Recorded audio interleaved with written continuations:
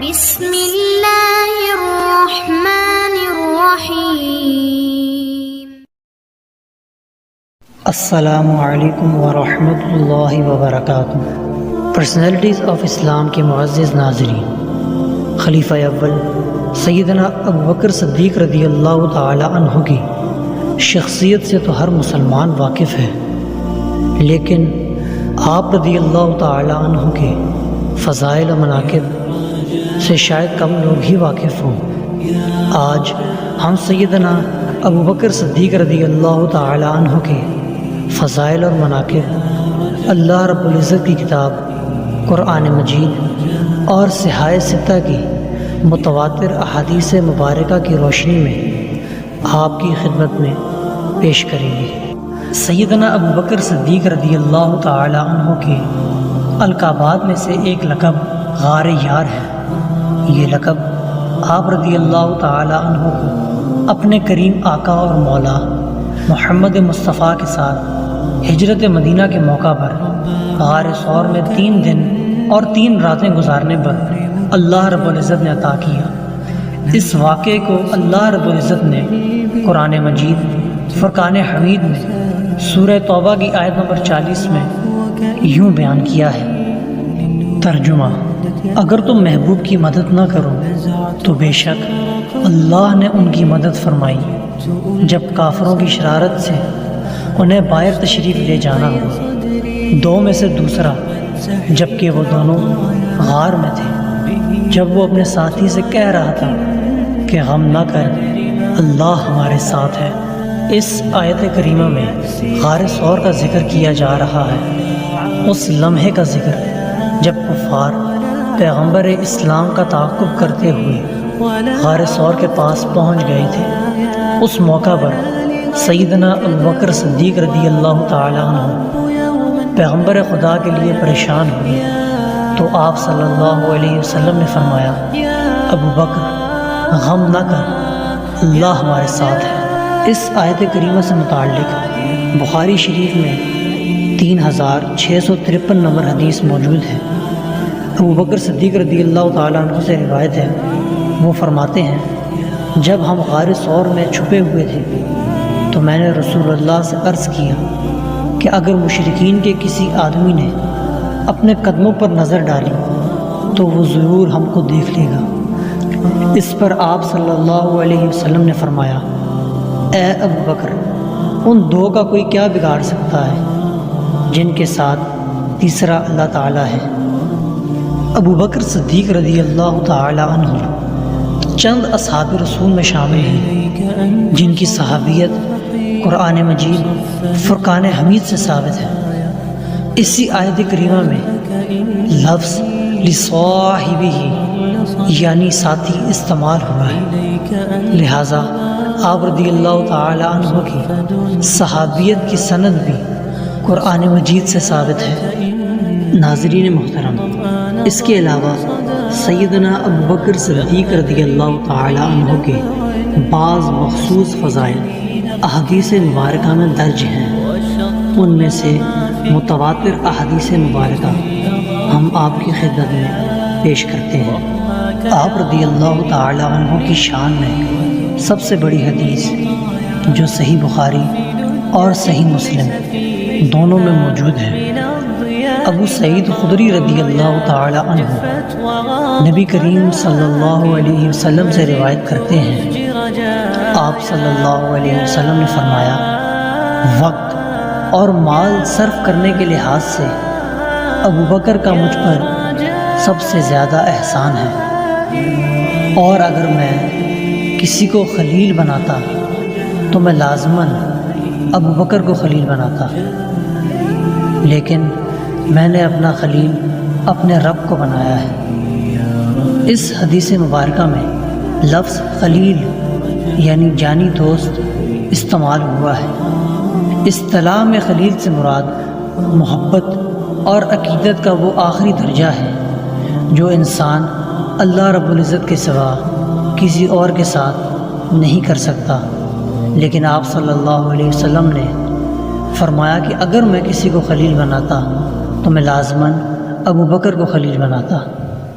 عشرہ مبشرہ یعنی 10 ایسے خوش نصیب افراد جن کو نبی کریم صلی اللہ علیہ وسلم نے ایک مجلس میں جنت کی بشارت دی، جن کا ذکر سنن ابن داؤد اور ترمذی شریف میں موجود ہے۔ اس حدیث مبارکہ میں بھی سیدنا ابو بکر صدیق رضی اللہ تعالی عنہ کو نبی کریم صلی اللہ علیہ وسلم نے سب سے پہلے جنت کی بشارت دی۔ مردوں میں سیدنا ابو بکر صدیق رضی اللہ تعالی عنہ پیغمبر خدا کے سب سے محبوب تھے۔ اس سے متعلق صحیح بخاری اور صحیح مسلم میں یہ روایت موجود ہے۔ عمر بن عاص رضی اللہ تعالی عنہ سے روایت ہے، وہ فرماتے ہیں کہ ایک مرتبہ نبی کریم صلی اللہ علیہ وسلم نے مجھے غزوہ ذات السلاسل میں ایک لشکر کا امیر بنا کر بھیجا، تو میرے دل میں یہ خیال آیا کہ میں آپ صلی اللہ علیہ وآلہ وسلم کے دل میں بہت مقبول ہوں، لہٰذا میں آپ کی خدمت میں حاضر ہوا اور عرض کیا آپ صلی اللہ علیہ وآلہ وسلم سے کہ آپ کو سب سے زیادہ محبت کس سے ہے؟ آپ صلی اللہ علیہ وسلم نے فرمایا عائشہ سے۔ میں نے عرض کیا حضور مردوں میں سے آپ کو سب سے زیادہ محبت کس سے ہے؟ تو آپ صلی اللہ علیہ وسلم نے فرمایا اس کے والد یعنی سیدنا ابو بکر صدیق رضی اللہ تعالیٰ عنہ سے۔ ناظرین محترم، سیدنا ابو بکر صدیق رضی اللہ تعالیٰ عنہ کا ایک لقب عتیق بھی ہے۔ اس سے متعلق جامع ترمذی میں ایک روایت موجود ہے۔ سیدنا عائشہ صدیقہ رضی اللہ تعالیٰ عنہ فرماتی ہیں کہ ایک دن ابو بکر صدیق رضی اللہ تعالیٰ عنہ پیغمبر خدا کی خدمت میں حاضر ہوئے تو آپ صلی اللہ علیہ وآلہ وسلم نے انہیں دیکھ کر فرمایا تم آج سے اللہ کے آزاد کردہ عتیق اللہ ہو۔ اس روز سے ان کا لقب عتیق رکھ دیا گیا۔ سیدنا ابو بکر صدیق رضی اللہ تعالی عنہ کو پیغمبر خدا سے مختلف مواقع پر جنت کی بشارتیں ملیں۔ اس ضمن میں ایک اور حدیث داؤد شریف میں موجود ہے۔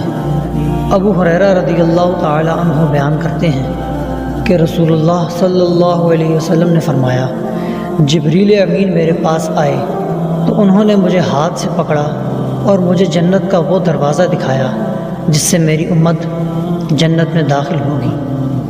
اس پر سیدنا ابو بکر صدیق نے عرض کیا اللہ کے رسول، میں بھی چاہتا ہوں کہ میں بھی آپ کے ساتھ وہاں ہوتا، حتیٰ کہ میں اس دروازے کو دیکھ لیتا۔ یہ بات سن کر پیغمبر خدا نے فرمایا سن لو اے ابو بکر، میری امت میں سب سے پہلے جنت میں داخل ہونے والے شخص تم ہی ہو۔ سیدنا ابو بکر صدیق رضی اللہ تعالی عنہ کی صحابہ میں افضلیت کا اندازہ اس حدیث شریف سے لگایا جا سکتا ہے جو صحیح بخاری اور ابن داؤد دونوں میں موجود ہے۔ ابن عمر رضی اللہ تعالی عنہ بیان کرتے ہیں کہ ہم نبی صلی اللہ علیہ وآلہ وسلم کے زمانے میں ابو بکر صدیق رضی اللہ تعالی عنہ کے برابر کسی کو قرار نہیں دیتے تھے۔ ہم آپ صلی اللہ علیہ وآلہ وسلم کی حیات مبارکہ میں یہ کہا کرتے تھے کہ نبی کی امت میں آپ صلی اللہ علیہ وآلہ وسلم کے بعد سب سے زیادہ افضل ابو بکر صدیق رضی اللہ تعالی عنہ ہے۔ سیدنا ابو بکر صدیق رضی اللہ تعالی عنہ کی خلافت بھی پیغمبر خدا کی دعا اور خواہش سے قائم ہوئی۔ اس سے متعلق صحیح مسلم میں حدیث موجود ہے۔ اما عائشہ رضی اللہ تعالی عنہ بیان کرتی ہیں رسول اللہ صلی اللہ علیہ وسلم نے اپنے آخری ایام میں مجھے فرمایا اپنے والد ابو بکر اور اپنے بھائی کو میرے پاس بلاؤ حتیٰ کہ میں یہ تحریر لکھ دوں۔ مجھے اندیشہ ہے کہ کوئی تمنا کرنے والا تمنا کرے گا اور کوئی کہنے والا یہ کہے گا کہ میں خلافت کا مستحق ہوں، حالانکہ اللہ رب العزت اور تمام مؤمنین صرف ابو بکر کو ہی قبول کریں گے۔ جامع ترمذی میں سیدنا عمر فاروق رضی اللہ تعالی عنہ سے روایت ہے، وہ کہا کرتے تھے کہ ابو بکر صدیق رضی اللہ تعالی عنہ ہمارے سردار ہیں، وہ ہم سب سے بہتر ہیں اور پیغمبر خدا ہم سب سے زیادہ ان سے محبت اور شفقت فرمایا کرتے تھے۔ بخاری شریف میں سیدنا علی المرتضیٰ رضی اللہ تعالی عنہ کے بیٹے محمد بن حنفیہ بیان کرتے ہیں کہ میں نے اپنے والد یعنی سیدنا علی سے کہا، بابا جان، نبی صلی اللہ علیہ وآلہ وسلم کے بعد اس امت میں سب سے بہتر شخص کون ہے؟ تو آپ رضی اللہ تعالیٰ عنہ نے فرمایا کہ ابو بکر صدیق۔ میں نے پوچھا، ان کے بعد کون بہتر ہے؟ تو آپ رضی اللہ تعالیٰ عنہ نے فرمایا، عمر۔ اس اندیشے کے پیش نظر کہ آپ سیدنا عثمان کا نام لیں گے، میں نے کہا، ان دونوں کے بعد تو آپ ہی سب سے افضل ہوں گے۔ اس پر سیدنا علی رضی اللہ تعالیٰ عنہ نے عاجزی سے فرمایا کہ میں تو عام مسلمانوں میں سے ایک مسلمان ہوں۔ یہ سیدنا مولا کائنات علی المرتضیٰ رضی اللہ تعالیٰ عنہ کی عاجزی تھی، لیکن وہ سیدنا ابو بکر صدیق رضی اللہ تعالیٰ عنہ کو اس امت میں نبی صلی اللہ علیہ وآلہ وسلم کے بعد سب سے بہترین شخص کہتے تھے۔ ناظرین محترم، سیدنا ابو بکر صدیق رضی اللہ تعالیٰ عنہ کے گھرانے کو وہ فضیلت حاصل ہے جو کسی گھرانے کو حاصل نہیں۔ آپ رضی اللہ تعالیٰ عنہ خود صحابی رسول، آپ کے والد اور آپ کی والدہ بھی صحابی رسول، آپ کے تینوں بیٹے اور تینوں بیٹیاں بھی صحابی رسول، حتیٰ کہ آپ کے پوتے اور آپ کے نواسے بھی اصحاب رسول کی جماعت میں شامل ہیں۔ سیدنا ابو بکر صدیق رضی اللہ تعالی عنہ کے فضائل و مناقب قرآن مجید اور متواتر احادیث مبارکہ کی روشنی میں ہم نے آپ کی خدمت میں پیش کی۔ اگر ان میں کوئی غلطی یا کوتاہی ہو گئی ہو تو اللہ ہمیں معاف فرمائے۔ تب تک رب کریم سے دعا ہے کہ ہمیں سیدنا ابو بکر صدیق رضی اللہ تعالی عنہ کے فضائل اور مناقب کو پڑھنے، سمجھنے اور اسے دوسرے لوگوں تک پہنچانے کی توفیق عطا فرمائے، آمین۔